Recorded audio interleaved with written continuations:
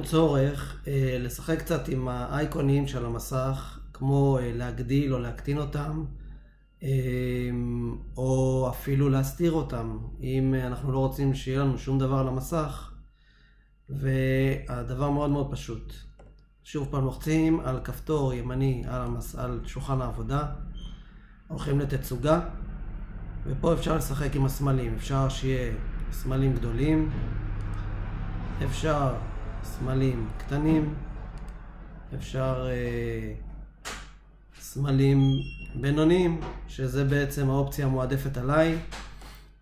כמו כן, לפעמים יש לנו המון אייקונים על שולחן העבודה, והם לפעמים מפריעים לנו, אז פשוט אפשר ללחוץ כפתור ימני, תצוגה, ולהסיר את ה-V בהצג סמלים בשולחן העבודה, והופ, נעלמים כל הסמלים על שולחן העבודה. כמובן להחזיר חוזרים עם כפתור ימני, תצוגה, הצג סמלים בשולחן העבודה.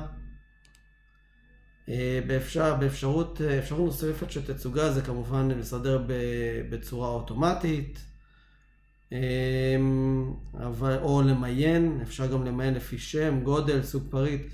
אצלי אין הרבה סמלים, אבל יש כאלה שיש להם הרבה סמלים על שולחן העבודה, והם מעדיפים למיין את זה לפי שם או גודל או מה שהם רק רוצים.